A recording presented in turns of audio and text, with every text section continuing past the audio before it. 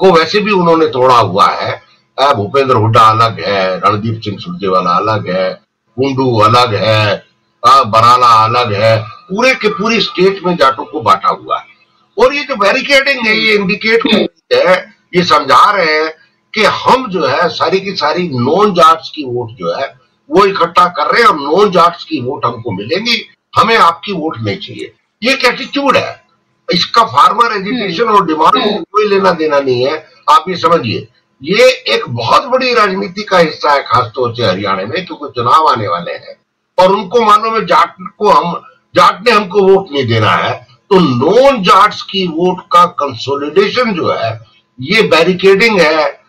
उससे कोई law and order की प्रॉब्लम थोड़ी होने वाली है। आप मेरे को बताइए, अगर ये तय करे कि होलंबी गांव के पास जो मैदान है उस पर जाकर के डेमोन्स्ट्रेशन की जगह हम फिक्स कर देते हैं और वहां के किसान अगर धरना दें तो इसमें किसको ऐतराज है? लेकिन ये बेसिकली कॉन्स्टिट्यूशन में दी गई आजादी के खिलाफ है सारा का सारा मुहिम, और ये पूरा का पूरा चुनाव के नजरिए से किया जा रहा है। और आप देखिए ये काम भगवंत मान को भी सूट करता है, क्योंकि पंजाब का जो दलित है, किसान है और जो जट सिख कम्युनिटी है वो भगवंत मान को वोट नहीं देती है, आप पार्टी को वोट नहीं देती है। आप पार्टी से दीगर वोट है, उनकी वोट अकालियों में जाती है, उनकी वोट कांग्रेस में जाती है, लेकिन बीजेपी और आपको ये वोट नहीं मिलती है। तो दोनों स्टेट्स में भगवंत मान तो शर्मा शर्मी उसको कह रहे हैं, क्योंकि उनका तो जीना मुश्किल हो जाएगा पंजाब के अंदर कि हम किसानों के साथ हैं, किसान आंदोलन के साथ हैं। वो उनको सूट भी करता है, वो दिल्ली में भी सूट करता है, इसलिए।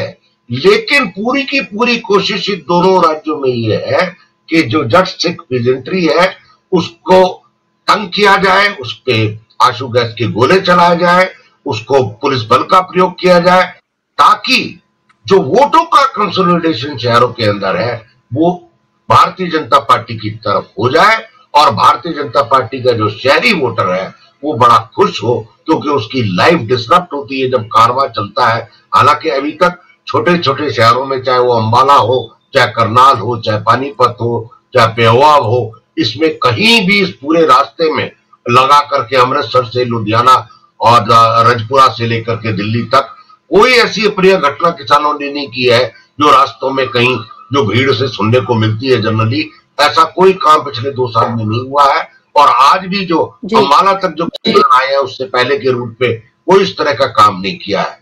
तो ये खेती किसानी को एक बड़े पर्सपेक्टिव में देखने की जरूरत है। आप मेरे को बताइए ना कि पश्चिमी उत्तर प्रदेश में अभी तक किसानों का, जो गन्ना किसान है, उनका भुगतान नहीं हुआ है। आप सब क्यों चुप है?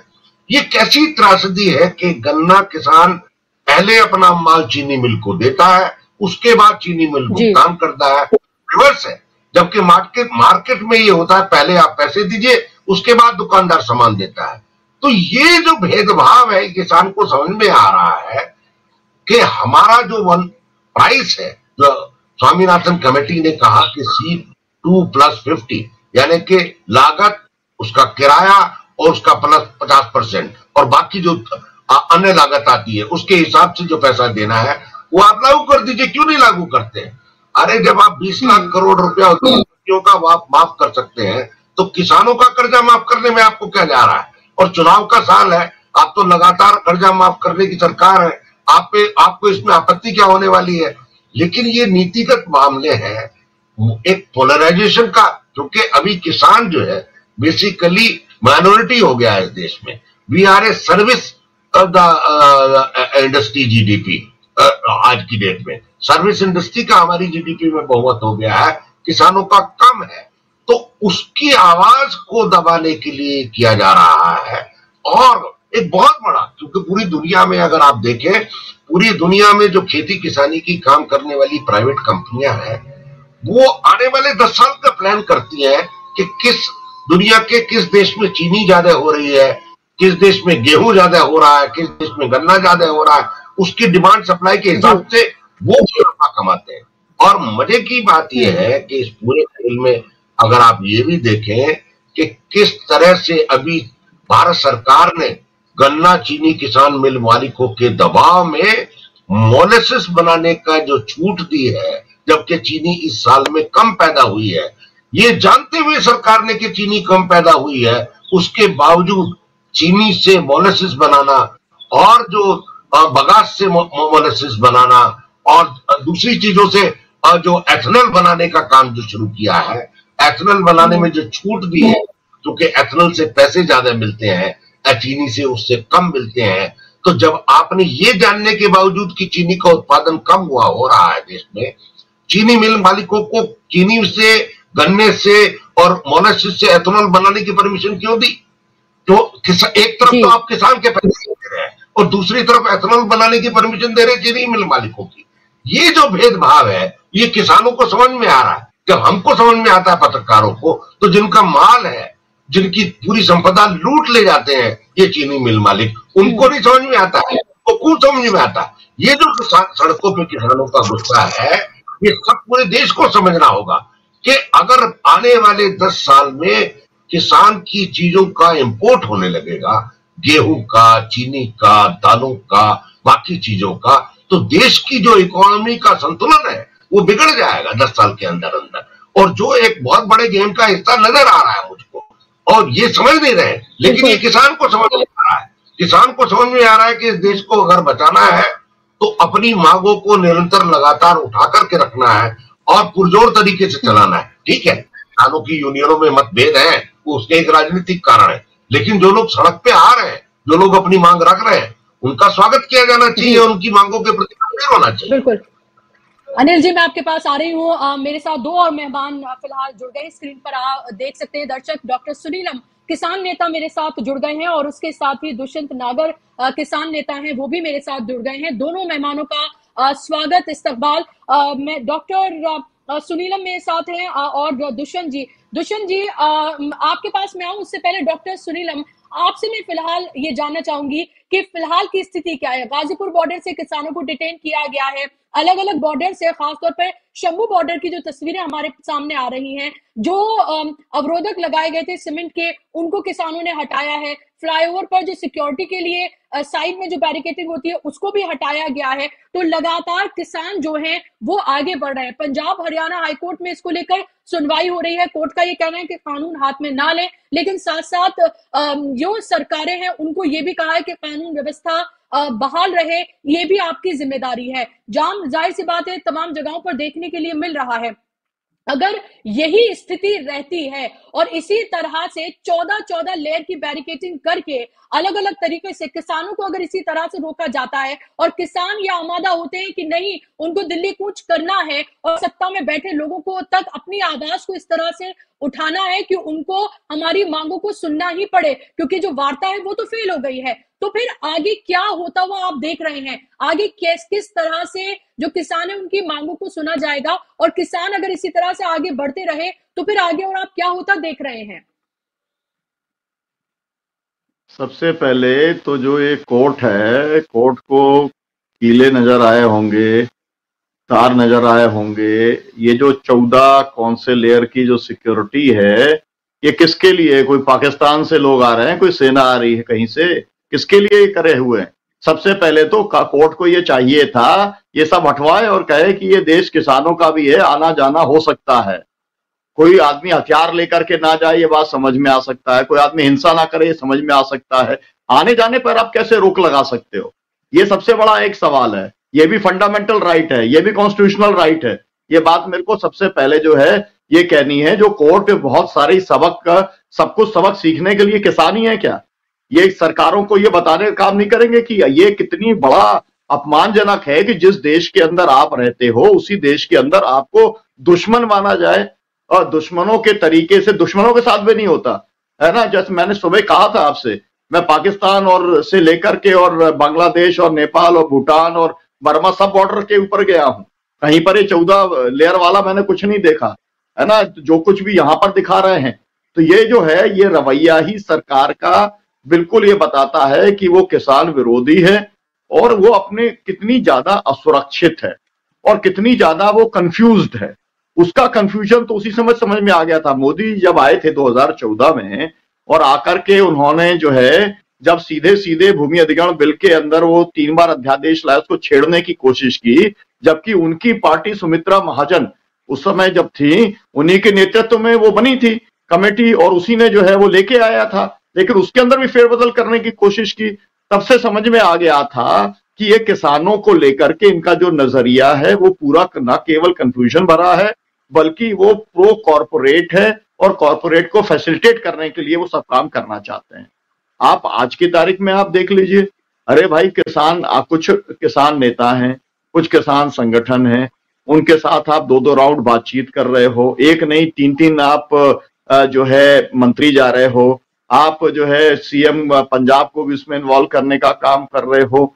और दूसरी तरफ जो कुछ आज का नजरिया है, मेरे यहाँ तो जो है हुआ था, गोली चालन हुआ था, मैंने मतलब कई सारे गोली चालन देखे हैं। मुल्ताई की गोली चालन में 24 किसान शहीद हुए थे, लेकिन 4 घंटे वहां पर जो है वो मतलब आंसू गैस या गोली नहीं चली थी, 2.5 घंटे चली थी।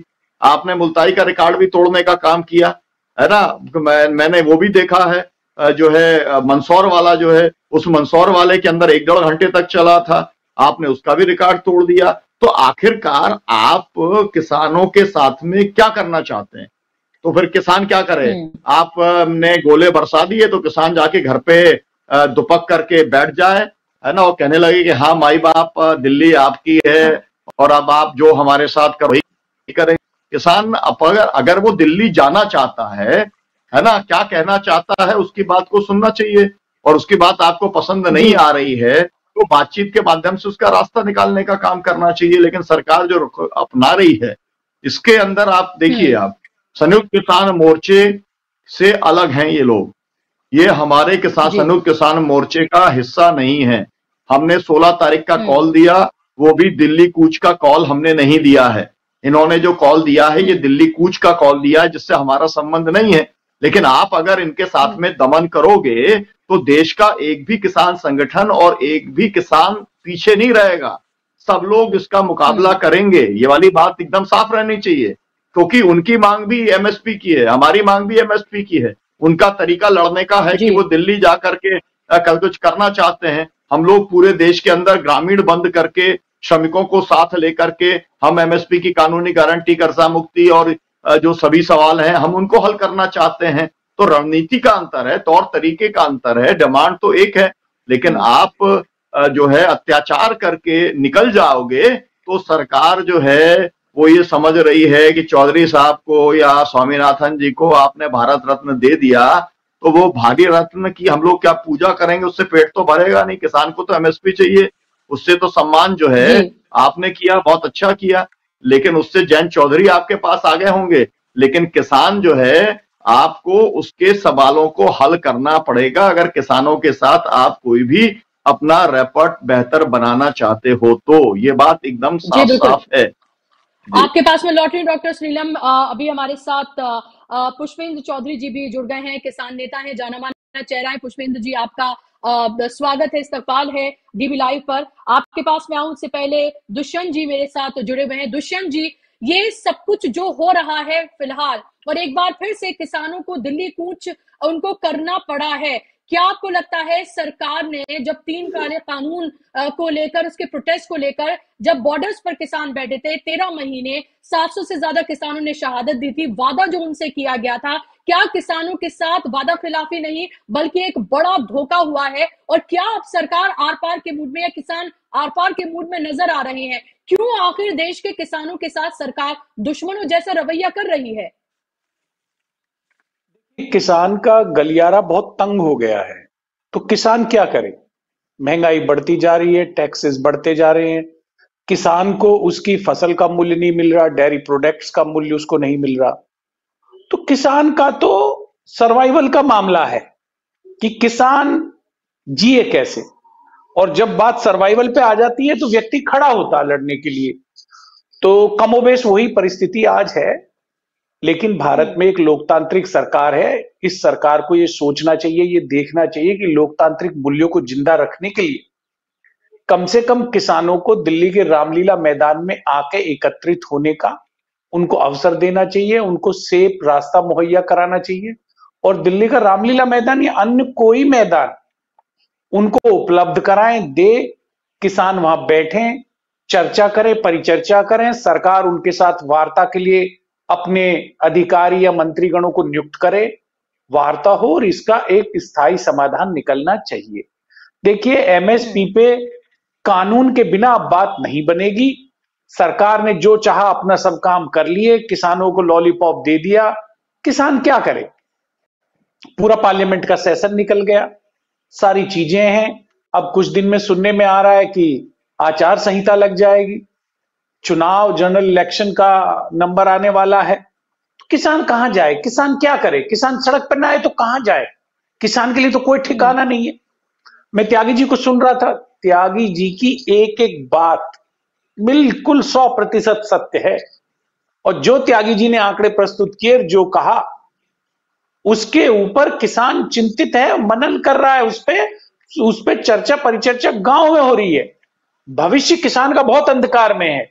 जिस तरह से इंपोर्ट सरकार बढ़ाने जा रही है, मैं समझता हूं कि किसानों को तो ब्लैकमेल करके, उसकी जमीन खरीद के, उसे भूमिहीन बना के सस्ते लेबर में उपयोग करने का, और किसान की भूमि पे कॉरपोरेट खेती या नए नगर शहर उद्योग बसाने की इस सरकार की प्लानिंग है। तो ये सरकार किसानों को दमन करके जीतना चाहती है, किसान और किसानी को मिटाना चाहती है। इस सरकार की नीति और नियति ठीक नहीं है। जी, ओके।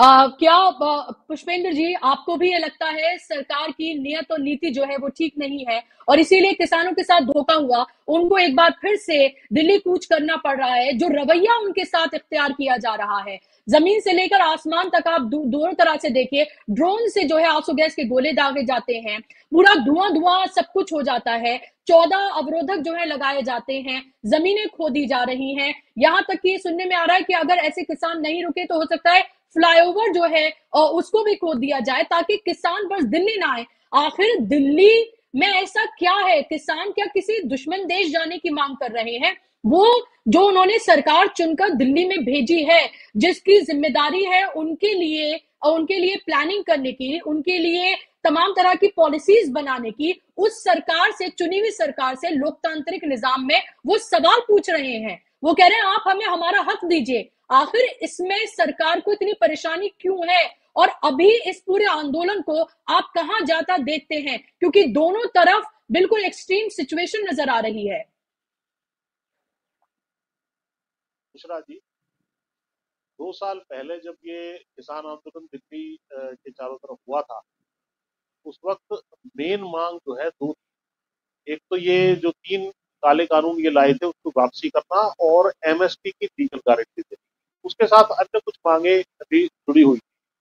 तो इन्होंने बहुत ही दबाव में आकर के 13 महीने के बाद जब 750 किसानों की शहादत हो गई, तब जाकर के इन्होंने माफी मांगते हुए उन कानूनों को वापस किया और उसके बाद किसानों के डेलीगेशन से बातचीत करके लिखित में ये कहा कि हम लोग आपकी बाकी मांगों को भी मान लेंगे, आप लोग शांतिपूर्ण तरीके से अपने घर से जाइए।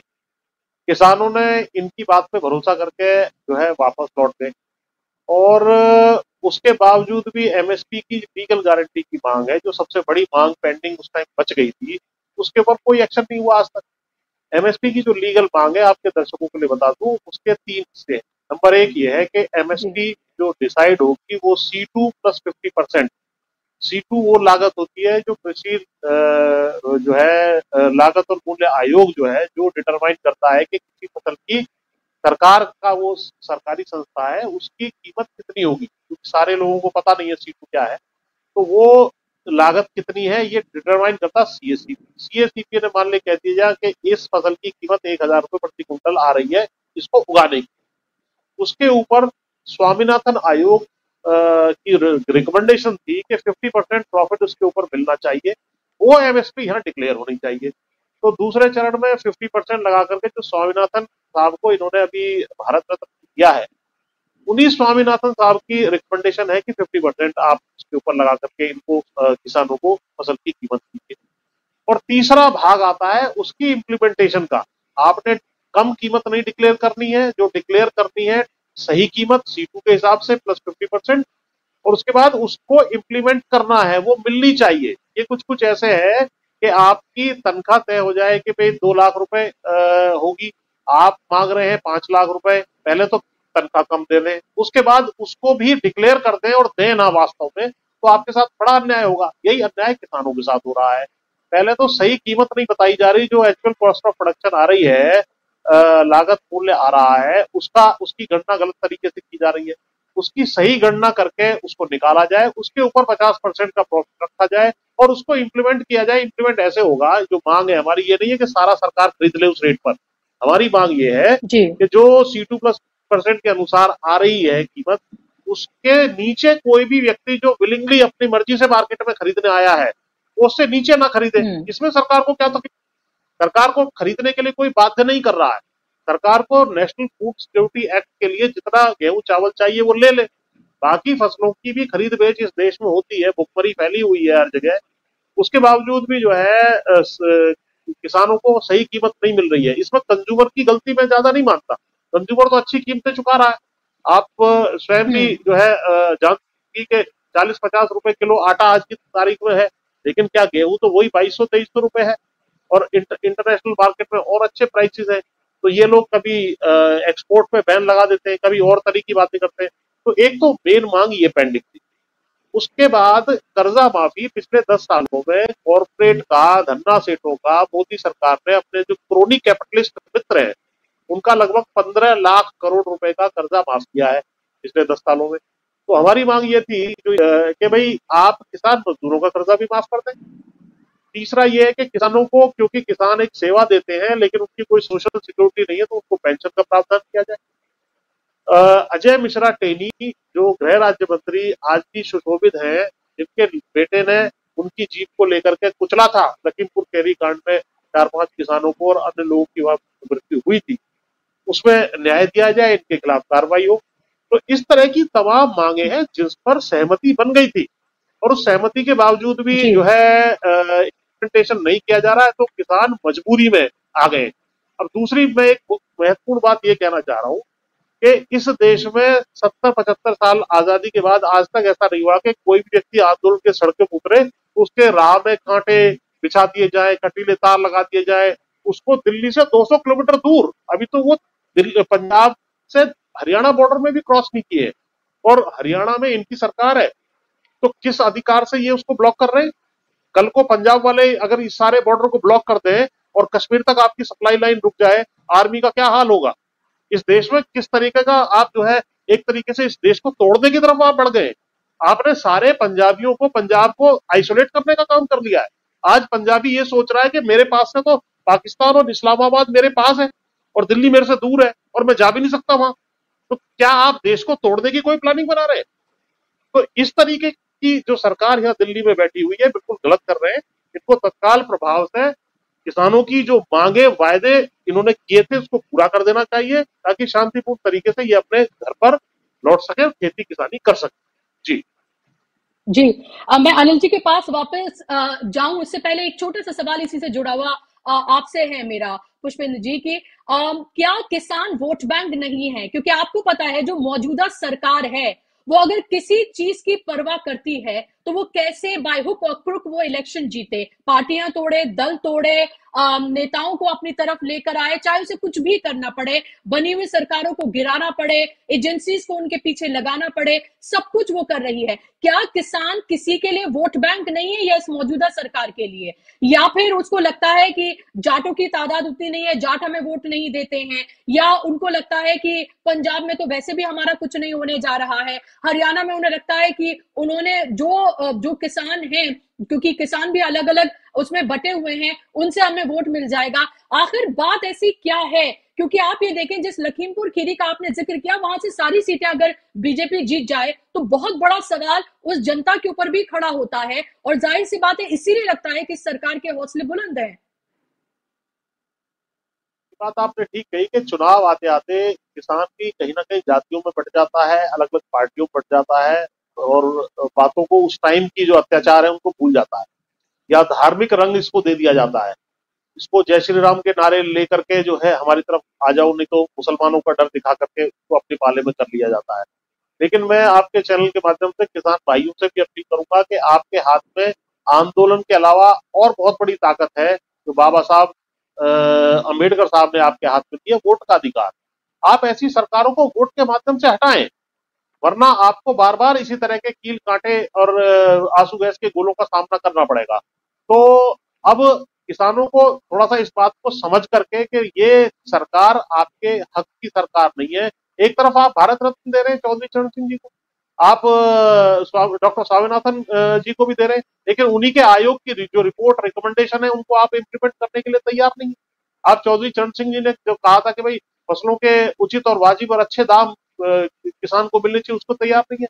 और मैं शहर में बैठे हुए जो अंधभक्त है उनके लिए भी बता दूं आपके माध्यम से कि ये आंदोलन उनके लिए भी है, क्योंकि यदि किसान वायबल की कीमत उनको नहीं मिलेगी, धीरे धीरे खेती छोड़ देगा और उसके ऊपर कॉर्पोरेट का कब्जा यदि एक बार हो गया तो जिस तरह आज आप 500 रुपए 600 रुपए में पिज्जा बर्गर खाते हैं, आपको गेहूं भी जो है और चावल भी इसी तरीके से जो है आटा मिलेगा 150 200 और 500 रुपए किलो, तब आप क्या करेंगे?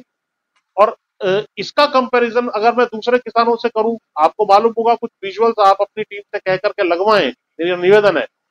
जो यूरोप में किसानों के प्रदर्शन हो रहे हैं, ये तो बहुत शांतिपूर्ण तरीके से अपने घर से आ रहे हैं। पंजाब में सारा क्रॉस पंजाब इन्होंने किया, कहीं कोई किसी को कोई दिक्कत नहीं हुई, लेकिन ये हरियाणा की सरकार को क्या तकलीफ है? हरियाणा के खिलाफ थोड़ी ये आंदोलन है। यूरोप में, स्पेन में, जर्मनी में, फ्रांस में, इटाली में, सब जगह आज की तारीख में आंदोलन चल रहा है किसानों का। किसानों ने तो गोबर जाकर भर दिया थानों में और स्ट्रीट्स के ऊपर गोबर। ये तो किसान शांति से बैठे हुए हैं, आप इनकी ताकत को हल्के में आंक रहे हैं और आइसोलेट कर रहे हैं आप सारे पंजाब को। 40 साल पहले जो समस्या खत्म हो गई थी, बार बार यदि ऐसी बात आती है तो कहीं ना कहीं इस तरह की ताकतों का भी मौका मिलता है। इस बात को समझना चाहिए। दक्षिण भारत को आप अलग तरीके से आइसोलेट कर रहे हैं, वहां आप कह रहे हैं कि हम आपको रेवेन्यू नहीं देंगे। तो ये सारी चीजें जो आ रही हैं, कहीं नॉर्थ ईस्ट आपने मणिपुर को आइसोलेट कर दिया, तो ये सारी चीजें इस देश में के लिए ठीक नहीं है। आपके हाथ से चीजें निकल जाएंगी। देश रहना चाहिए और ये सब सरकारें और पॉलिटिक्स आनी जानी चीज है। ऐसा लग रहा है जैसे कि जो है यूक्रेन का युद्ध छिड़ा हुआ है और ये पाकिस्तान और चीन की सेना हमारे देश में घुसने वाली है या घुस चुकी है, तो हमने बैरिकेड लगा दिए, पूरे पंजाब को सील कर दिया। उसके बाद हमने पूरी दिल्ली को सील कर दिया। दिल्ली के आसपास तो 200 किलोमीटर दूर है आज की तारीख में किसान, उसके बावजूद भी आप देखें सारी दिल्ली में चारों तरफ जाम लगा हुआ है और लोग हमें फोन करके पूछ रहे हैं भाई ऐसा क्यों हो रहा है। अरे भाई, किसान तो 200 किलोमीटर दूर है, ईस्टर्न साइड से, यानी यूपी की साइड से तो किसान अभी चला भी नहीं है। जब यहां से चलेगा तो एक अलग और स्थिति है। उससे पहले ही आपने सारा ब्लॉकेड कर दिया, ये दिखाने के लिए कि देखिए दिल्ली का दम घोट दिया है किसानों ने। नहीं, अगर ये 2 साल पहले ही जो है जब आंदोलन से उठे थे, ये डेलीगेशन 3 जो आपने अभी कृषि मंत्री और इनका भेज रहे हैं मंत्रियों का, ये दिल्ली में आकर के वार्ता करते, बताते भाई आपकी ये मांगे हमसे तय हुई थी, इसकी ये हम फॉर्मलाइजेशन करने जा रहे हैं और इसको हम इम्प्लीमेंट करने जा रहे हैं। किसानों ने लास्ट दिन तक इंतजार किया है, संसद के आखिरी सत्र के आखिरी दिन तक जो फरवरी में है, उसके बाद तो कानून कैसे बनेगा बताइए। आज कोई कानून बनाना चाहे, अब तो ऑर्डिनेंस भी नहीं आ सकता क्योंकि सरकार का सारा टर्म खत्म हो गया है, चुनाव सकते हैं। तो इसका मतलब ये है कि इन्होंने सारी इम्प्लीमेंटेशन करनी नहीं थी कभी भी। कमेटी पे कमेटी, अब ये वार्ताओं में जो बात आ रही है निकल के वार्ताओं में कि साहब इसके लिए कमेटी, इस पे विचार। अरे भाई, 2.5 साल से आप क्या कर रहे थे? तो इस आंदोलन को तत्काल प्रभाव गंभीरता से लेकर के इसकी मांगों को मान लेना चाहिए, वरना ये चीजें उग्र पे उग्र होती चली जाएगी और देश के लिए ठीक नहीं होगा। जी बिल्कुल।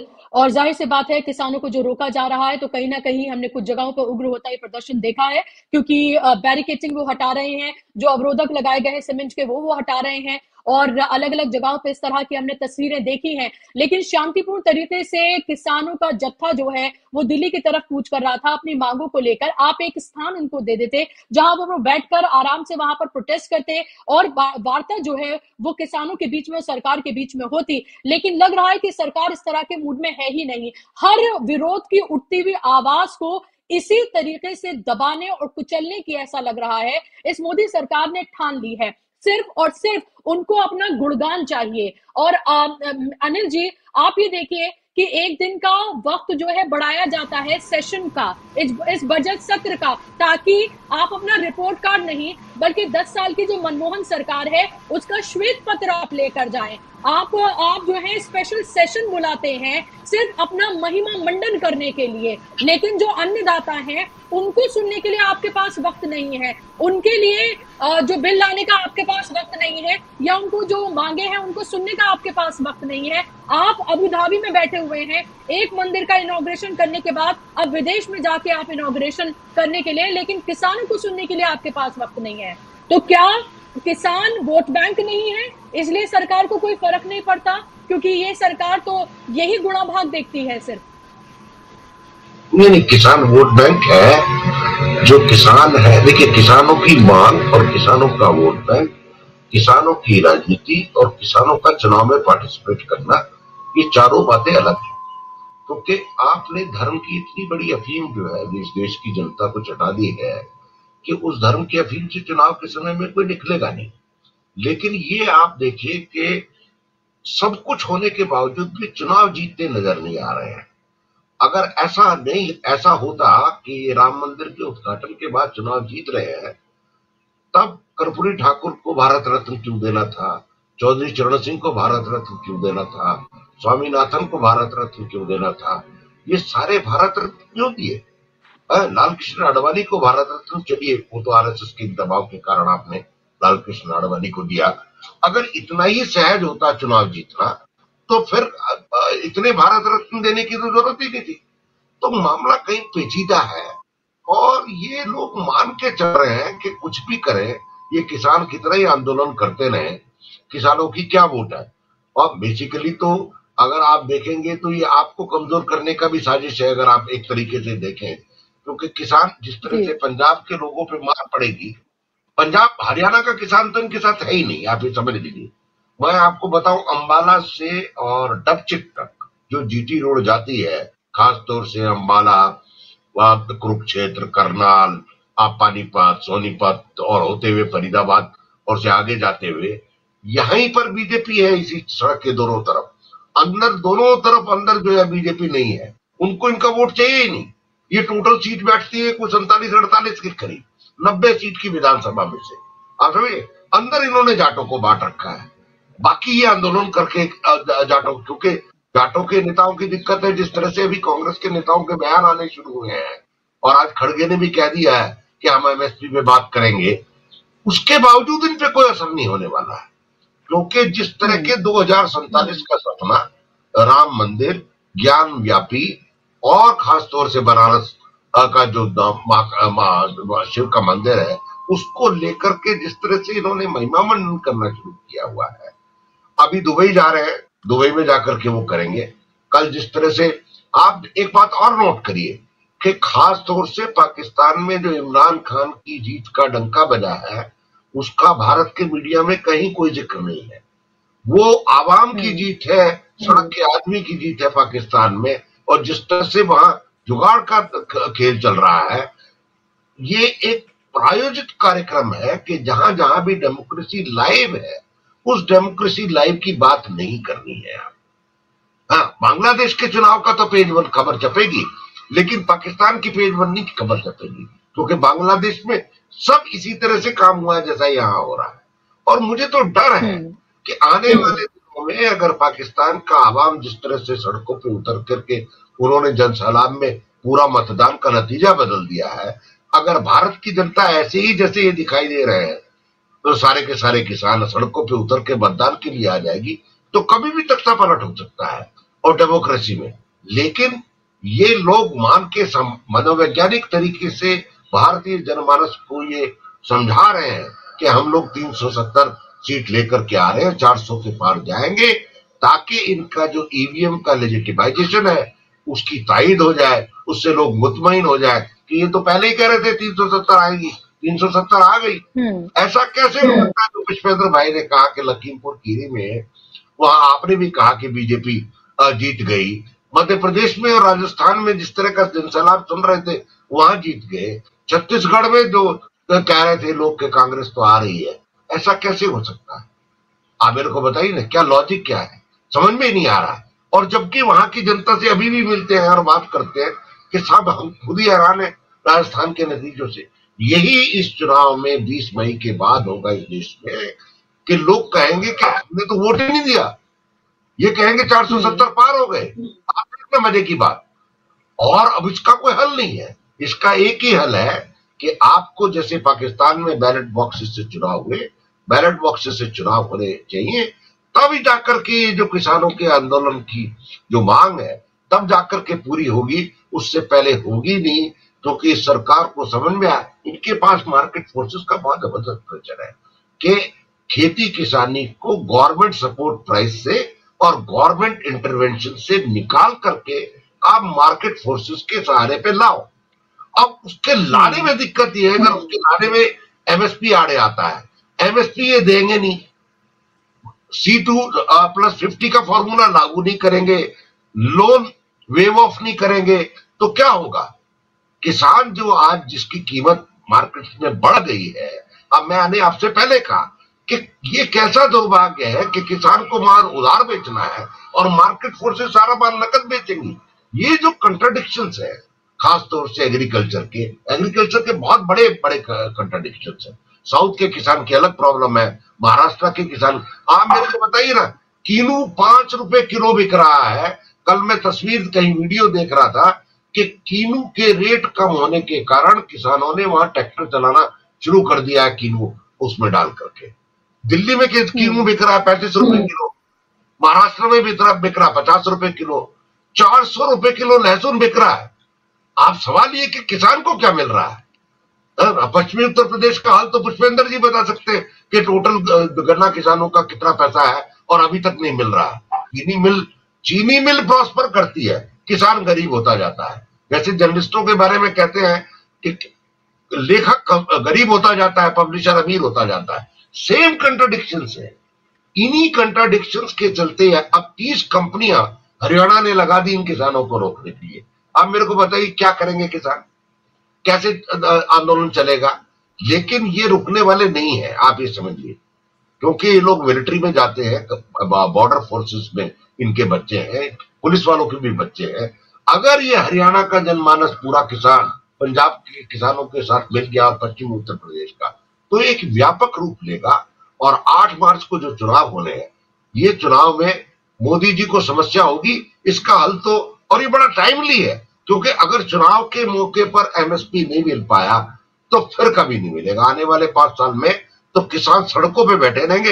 ये सरकार मार्केट फोर्सेस के चलते एमएसपी नहीं देने वाली। जी बिल्कुल, जाहिर सी बात है, आपने बेहद महत्वपूर्ण बात कही है। और यही किसानों को ये लग रहा है कि इलेक्शन से पहले सरकार को शायद अपने आगे झुकाया जा सकता है, या झुकाने वाली बात भी नहीं है, कोई यहाँ पर किसी को अपने आगे झुकाना नहीं चाहता, बल्कि जो अपनी जायज मांगे हैं वो सिर्फ मनवाना चाहते हैं, वो अपनी बातों को रखना चाहते हैं, और जो जायज उनकी बात है उनको सरकार सुने, और जो एमएसपी की बात और जो 10 अन्य उनकी मांगे हैं उनको माना जाए। और इसी को लेकर वो बार बार जो है वो सरकार के सामने आते हैं। लेकिन सरकार, हमने देखा कि जिस तरह से इलेक्शन थे हरियाणा में, उत्तर प्रदेश में, उसके बाद नरेंद्र मोदी ने यह कहा था कि उनके तपस्या में शायद कोई कमी रह गई, और उसके बाद बहुत भारी मन से उन्होंने 13 महीने के बाद वो 3 कानून जो है काले कानून वापस लिए थे। लेकिन उसमें सबसे महत्वपूर्ण बात थी एमएसपी को कानूनी दर्जा, उसका वादा किया गया, लेकिन वो वादा खिलाफी की गई, धोखा किया गया, और एक बार फिर से किसानों को दिल्ली कूच करना पड़ रहा है। लेकिन आप ये देखिए कि उन्हीं किसानों के साथ किस तरह का व्यवहार किया जा रहा है। ऐसा लग रहा है वो देश के नागरिक नहीं बल्कि देश के दुश्मन है, और उनको एक सीमा, एक बॉर्डर है, और उसके पार नहीं करने दिया जा रहा है। और उनके पास असलहा और इस तरह के की चीजें हैं जिससे वो न जाने किसको नुकसान पहुंचा सकते हैं। एक लोकतांत्रिक निजाम में जनता पीसफुल तरीके से आंदोलन भी अब नहीं कर सकती है, और उनके साथ ये सब कुछ किया जा रहा है। और ये भी बात याद रखने की है कि ये सिर्फ किसानों के साथ नहीं हो रहा है, बल्कि हर उठती विरोध की आवाज को, हर आंदोलनरत शख्स के साथ, ग्रुप के साथ यही किया जा रहा है। ये लगातार हमने देखा है। लेकिन डॉक्टर सुनीलम, अगर आपसे मेरी पहले बात हो रही थी तब आपने कहा कि जब किसान पहले आए थे तो ये सोचकर नहीं आए थे कि वो 13 महीने यहाँ पर डेरा डालेंगे और अपना घर बार छोड़कर यहाँ पर आएंगे, 750 से ज्यादा किसान शहादत देंगे, अपने कंफर्ट, अपनी खेती बाड़ी, अपने बच्चे, अपनी बीवी, अपना पूरा पूरा परिवार लेकर हार्श वेदर में हर तरह के वो यहाँ पर रहे, और आखिरकार सरकार को झुकना पड़ा। एक वो आंदोलन एक अपने आप में नजीर है। लेकिन इस बार जो किसान आ रहे हैं, अगर उनकी मांगों को नहीं माना जाता है, पिछली बार तो शायद सरकार को अंदाजा नहीं होगा कि किसान इस तरह से भी कर सकते हैं और इतने बड़े पैमाने पर आकर इतने वक्त तक वो रह सकते हैं इतने संसाधनों के साथ। इस बार क्या आपको लग रहा है, किस तरह से ये आंदोलन आपको बढ़ता हुआ और आगे जाता हुआ नजर आ रहा है? इसमें बुशरा जी पूरा का पूरा सरकार पर निर्भर करेगा। सरकार अगर उसे लगता है कि किसानों को डरा देगी, आंदोलन को कुचल देगी और किसान नेता माफी मांग के चले जाएंगे, तो वो बहुत गलतफहमी में है और उसने इतिहास से कुछ सीखा नहीं है। जो बात आपने कही, मैंने सुबह कहा था कि किसान 2 ही दिन के लिए वहां पर आए थे, 26-27 के लिए, क्योंकि हम लोग लगातार जब से अखिल भारतीय किसान संघर्ष समन्वय समिति बनी थी, हर साल हम जो है दिल्ली में आकर के एमएसपी के सवाल को लेके, कर्जा मुक्त के सवाल को लेके, पहले हम कानून बनवाने के लिए और फिर जो है हम लगातार जो है आंदोलन अपना कर रहे थे। लेकिन जब हमको रोक दिया गया, दिल्ली के अंदर घुसने से रोक दिया गया और हमको रामलीला ग्राउंड नहीं आने दिया गया, तो जब हमें रोका गया तो हम वहां पर रुक गए और हमने ये तय किया था कि आंदोलन तब तक चलेगा जब तक 3 किसान विरोधी कानून वापस नहीं हो जाते। तो जब तक वापस नहीं हुए तब तक रुके रहे। किसान अपनी जवान का पक्का है, मोदी जी टाइप नहीं है कि जब चाहे जो चाहे बोले और उसके बाद में वो पलट जाए। किसान संगठन और किसान अपनी बात के जवान के पक्के हैं और अगर वो कह के निकले कि भाई दिल्ली कूच करेंगे, तो या तो आप जो है दिल्ली जाने दीजिए उनको, या फिर आप जो है अगर किसान तय कर लेंगे तो हो सकता है कि वो हरियाणा बॉर्डर के ऊपर ही डेरा जमाने का काम कर दें। लेकिन ये जो सरकार की कोशिश है कि पंजाब और हरियाणा के किसानों को लड़ाने का काम करो, ये लखीमपुर खीरी के अंदर भी जो पूरा का पूरा कांड हुआ था, जो 4 किसानों को कुचल दिया था, एक पत्रकार को कुचल के मार दिया था, उस समय भी उसकी यही लॉजिक थी कि सिखों और हिंदुओं को लड़ाने का काम करेंगे और फिर जो है उसका लाभ पंजाब के चुनाव के अंदर लेने का काम करेंगे। उस समय की रणनीति थी जिसे कि हिंदू और सिख किसानों ने मिल करके उसको पूरी तरीके से फेल कर दिया था। वो सब कुछ नहीं हो पाया था। आपको मालूम है कि मुजफ्फरनगर के अंदर जिस तरीके का वातावरण बना था हिंदू और मुसलमान के बीच में, जब 10 लाख किसान मुजफ्फरनगर पहुंचे थे और उनकी किसान महापंचायत हुई थी और वहां पर अल्लाह अकबर और जो है नारा लगा था वहां पर हर हर महादेव का, तो उन्होंने वो जो एकजुटता थी हिंदू और मुसलमानों की, उसको कायम रखने का काम किया था। अब उसे फिर से तोड़ने की कोशिश हो रही है। मतलब जो डिवाइड एंड रूल की जो पूरी पॉलिसी जो अंग्रेजों की थी, जो पॉलिसी भारतीय जनता पार्टी की है, वही पॉलिसी हमें होती हुई दिखलाई पड़ रही है कि वो चाहते हैं कि पंजाब और हरियाणा का किसान आमने सामने आ जाए, लेकिन पंजाब और हरियाणा का किसान एक साथ लड़ेगा। उधर से वो लड़ेंगे, इधर से हरियाणा के किसान लड़ेंगे। दोनों आपस में लड़ाने की कोई भी साजिश कामयाब नहीं होगी। दोनों मिलकर के दिल्ली से लड़ने का काम करेंगे और हम ये देखते हैं कि कब तक ब्लॉकेट कर सकते हैं। क्योंकि ये बात मैं कहना चाहता हूं जो भी इसको दर्शक देख रहे हैं उनसे, कि हमने दिल्ली को बंद नहीं किया है, हमने दिल्ली में एक भी बैरिकेड नहीं लगाया है, हमने कहीं पर भी जाम नहीं लगाया है, चक्का जाम करने की हमारी घोषणा नहीं है। 16 तारीख को 12 से 4 बजे के बीच में चक्का जाम होगा, ये ऐलान हो चुका है। सुबह 6 बजे से लेके 4 बजे तक बंद होगा और ये ऐलान हो चुका है। हम 16 तारीख के लिए हमने ये ऐलान किया है। इसके पहले कोई भी किसान देश के अंदर कहीं पर भी ना तो चक्का जाम कर रहा है और ना ही लोगों के लिए किसी भी तरीके का यातायात के अंदर अवरोध पैदा करने का काम कर रहा है। तो लोगों को भी ये समझना चाहिए, दिल्ली वासियों को भी समझना चाहिए, हरियाणा के अंदर जो तकलीफें हो रही हैं उनको भी समझना चाहिए कि ये आपके सरकार के षड्यंत्र के तहत आपको ये एक जो है परेशानी पैदा की जा रही है। किसान ये परेशानी नहीं पैदा करना चाहते किसी भी हालत में। जनता के साथ में किसान खड़ा है और किसानों के साथ में जनता खड़ी हुई है। तो हमारी जो अगली रणनीति है, हम तो 16 तारीख के कार्यक्रम के अंदर उसकी तैयारी में लगे हुए हैं। 13 तारीख के आज जो भी कुछ हुआ है इसका निंदा हमने की है, उसका बयान हमारा आ चुका है और हम ये कह रहे हैं कि सभी किसानों को एक साथ एमएसपी की लड़ाई को लड़ने का काम करना चाहिए। 16 तारीख के कार्यक्रम के बाद में आगे हम एक खुली मीटिंग बुलाएंगे सभी किसान संगठनों की और आगे की रूपरेखा तय करने का काम करेंगे। हमारा राजधानी है दिल्ली, हमारे शासक यहाँ पर बैठते हैं, फैसले यहाँ से होते हैं, तो यहाँ पर आने का हक और अधिकार हमारा पहले भी था और आज भी है और आगे भी कायम रहेगा।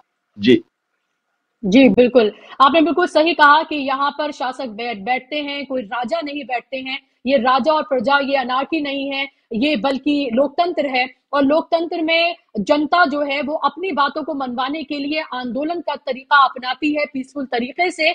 और जो तस्वीर पुष्पेंद्र जी हमने ये देखा था कि पिछली बार भी हमने ये देखा था कि ये बताया गया कि देखिए आपकी सारी परेशानियों की जो वजह है, जो आम जनता है, वो सिर्फ ये किसान है। ये किसान आपके दुश्मन हैं, उनको खालिस्तानी, उनको आतंकवादी, पाकिस्तान परस्त और ना जाने क्या क्या उनको बताने की कोशिश की गई थी।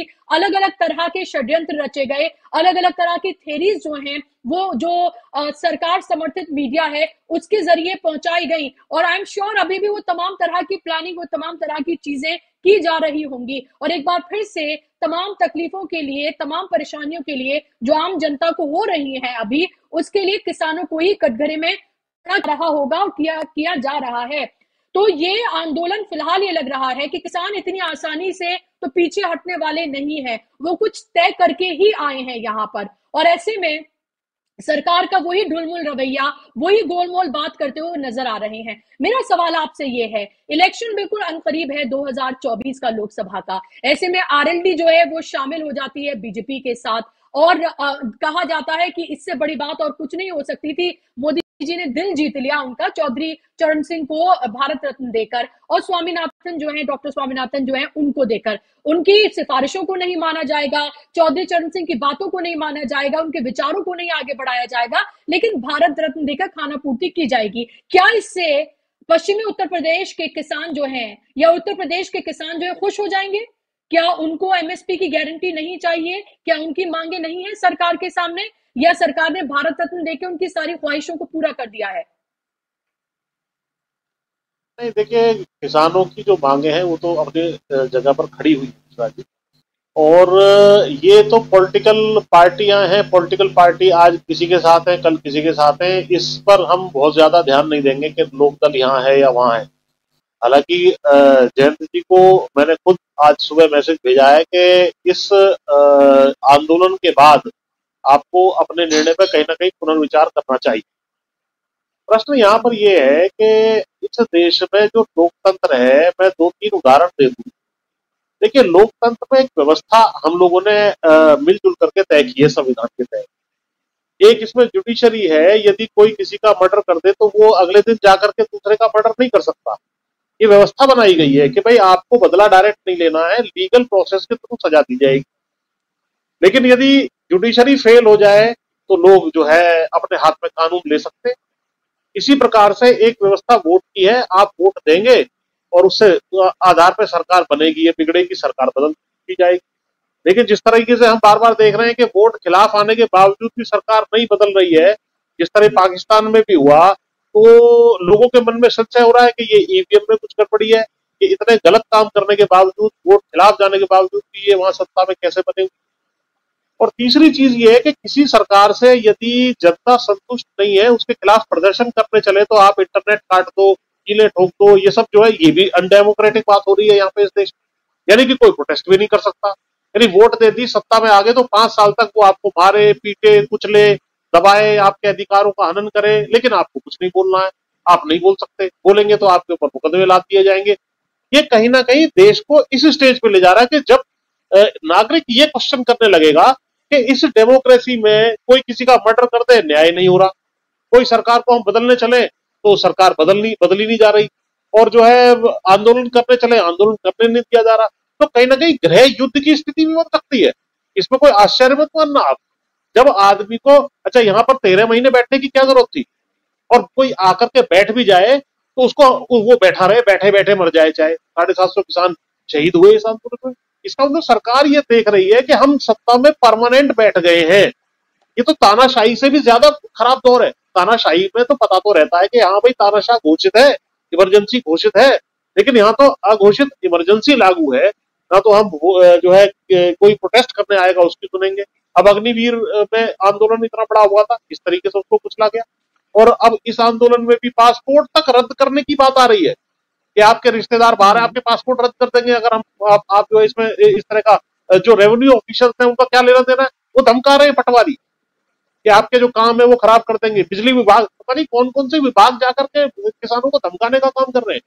ये सरकार जो बनाई जाती है नागरिकों द्वारा अपनी सेवाओं के लिए बनाई जाती है, लेकिन सरकार यदि दमनकारी नीति अपनाएगी तो सरकार को बदलने का काम, लेकिन यहाँ सरकार भी नहीं बदली जा रही। इसका मतलब कहीं ना कहीं एक विस्फोटक स्थिति अंदर अंदर बन रही है इस देश में, और उसका क्या दुष्परिणाम हो, लोकतंत्र खत्म हो, आपसी टकराव हो, गृह युद्ध हो, या पंजाब फिर से आइसोलेट हो जाए, या मणिपुर आइसोलेट हो जाए, तो कुछ भी इस देश में हो सकता है। ऐसी गलत नीतियां नहीं अपनानी चाहिए नरेंद्र मोदी सरकार को, भाजपा को और आरएसएस को। अन्यथा धार्मिक अलगाववाद, देखिए कितना बड़ा सेक्शन आपका जो 20% 15% आबादी है देश के मुसलमान आज की तारीख में बिल्कुल आइसोलेट है। दलित बिल्कुल आइसोलेट है, दलितों पे जो है किसान बिल्कुल आइसोलेट हो चुके हैं। तो इस तरीके से आप देश चलाएंगे? दक्षिण का और नॉर्थ का एक टकराव बना हुआ है इस देश के अंदर, और आने वाले समय में अभी तो वो परिसीमन होने वाला है। नॉर्थ की सीटें बहुत ज्यादा बढ़ जाएंगी, साउथ की सीटें घट जाएंगी। उस वक्त फिर से ये डिमांड उठ सकती है कि भाई ये तो हमारा देश ही अलग बना दो। क्या करोगे आप? क्या देशों में से देश नहीं टूटे, भारत के टुकड़े नहीं हुए? इसी तरीके से अलगाववाद जब आप पैदा करेंगे तो कहीं ना कहीं देश टूट सकता है। बार बार मैं चेतावनी दे रहा हूं सरकार को कि भाई अपने सत्ता के चक्कर में आप देश को तोड़ने जा रहे हो। आप इनको बुलाओ, समझाओ, बैठाओ और इनकी समस्या हल करो। और जो हमारे सुनीलमन भाई बैठे हैं, कोई देश का किसान अलग नहीं है, सबकी निगाह वही है, सब एक साथ है। कॉल अगर एक भाई ने दी है, दूसरा भाई मुसीबत में आएगा तो वो दूसरा भी उसके साथ आएगा। और आप देखना ये आंदोलन 15-16 तारीख के बाद और बड़ा रूप लेगा और सारे लोग यहाँ आकर के बैठेंगे। और सरकार को मैं चेतावनी देना चाहता हूँ, यदि एक डंडा भी किसी के लग गया या कोई आपने ऐसी हल्की हरकत किसानों के साथ कर दी तो आपको लेने के देने पड़ जाएंगे। 50 साल तक आप सत्ता में नहीं आ पाएंगे। खदेड़ खदेड़ करके जो है ना किसान आपको ठीक करने का मादा भी रखता है। अभी हम शांतिपूर्ण तरीके से बैठे हुए हैं, लेकिन लगता है जिस प्रकार रामचंद्र जी जिनका नाम लेकर के आप सत्ता में आए हैं, उनको जब रास्ता नहीं दिया था समुद्र ने, उन्होंने भी अपना तीर कमान निकाल लिया था। इस देश में ऐसी नौबत मत लाइए कि लोगों को जो है आपको खदेड़ना पड़े इस देश में। तो आप लोकतंत्र की सीमाओं में रह के और धन की सीमाओं में रह करके इस काम को करिए और इनको मान मनोबल के साथ बना करके इनकी मांगों को मानने का काम करें, अन्यथा एनआरकी फैलने में कोई देर नहीं लगेगी।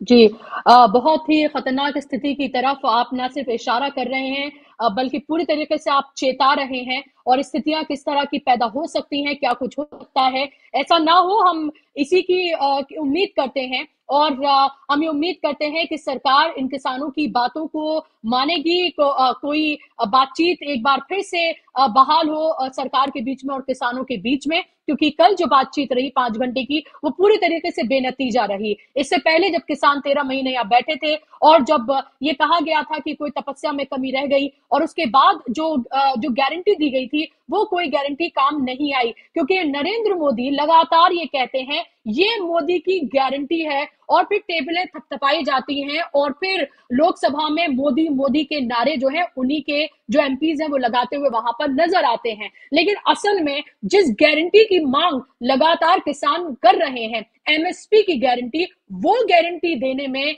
नरेंद्र मोदी सरकार को और मोदी को पसीने आ रहे हैं। यही वजह है कि एक बार फिर से किसानों को दिल्ली कूच की कॉल जो है वो देनी पड़ी है 16 तारीख को, जिस तरह से सुनीलम जी बता रहे थे और पुष्पेंद्र जी भी, कि ये आंदोलन अभी ऐसा नहीं लग रहा है कि किसान पीछे हटने वाले हैं, बल्कि ये बड़ा ही होता हुआ नजर आ रहा है। बहुत बहुत शुक्रिया आप तीनों मेहमानों का, पुष्पेंद्र जी, सुनीलम जी और अनिल जी, इस कार्यक्रम का हिस्सा बनने के लिए और अपना कीमती वक्त देने के लिए। देखना ये होगा ये पूरा आंदोलन किस तरफ और जाता हुआ नजर आता है और सरकार का रवैया इन किसानों को लेकर क्या होता है। फिलहाल तो ये लग रहा है कि दुश्मनों जैसा रवैया ही उनके साथ इख्तियार किया जा रहा है। तो हम लगातार आपसे सुबह से ही हर तस्वीर आप तक हम पहुंचाते रहे ब्रेकिंग के जरिए, और आप तक वो तस्वीरें हमने पहुंचाई कि किस तरह से अलग अलग बॉर्डर्स पर किसानों के साथ क्या कुछ हो रहा है और किस तरह का रवैया सरकार उनके साथ इख्तियार कर रही है। आपने किसान नेताओं को भी सुना और उनके तेवरों से लगातार ये लग रहा है कि किसान अपने पैर जो है वो पीछे खींचने के लिए पूरी तरीके से तैयार नहीं है, पूरी तैयारी के साथ आए हैं। जब वो तैयारी के साथ नहीं आए थे, सिर्फ 2 दिन के लिए आए थे, तब आप ये देखिए कि वो 13 महीने के लिए बैठे थे, और तब से अब तक तो उन्होंने सरकार को देखा है कि वो किस तरह का रवैया किसानों के साथ इख्तियार करते हैं। तो अभी आप ये सोचिए कि वो कितनी तैयारी के साथ आए होंगे। आगे देखना होगा कि क्या कोई बातचीत बहाल होती है, सरकार क्या कोई कमेटी बनाती है किसानों से बात करने के लिए, और जो सुनवाई कोर्ट में चल रही है क्या उसका कोई नतीजा निकलता है, क्या कोर्ट की तरफ से भी ये कहा जाता है कि आप देश के किसानों के साथ किस तरह का रवैया इख्तियार कर रहे हैं, क्या सरकार को इस तरह की कोई ताकीद की जाती है, देखना बेहद महत्वपूर्ण होगा। कोई भी बड़ी अपडेट आती है हम आपके सामने फिर से हाजिर होंगे, आप तक तमाम बड़ी खबरें, बड़ी ब्रेकिंग आप तक हम पहुंचाएंगे। डीबी लाइव पर आप तमाम खबरें आप देखेंगे किसान आंदोलन से जुड़ी हुई। फिलहाल मुझे दीजिए इजाजत, और आपके साथ 7 बजे एक बार फिर से राजीव जी जुड़ेंगे न्यूज पॉइंट लेकर। उसके बीच में भी अगर जो तमाम रिपोर्ट्स हैं वो हम आप तक पहुंचाते रहेंगे। फिलहाल के लिए दीजिए इजाजत, नमस्कार।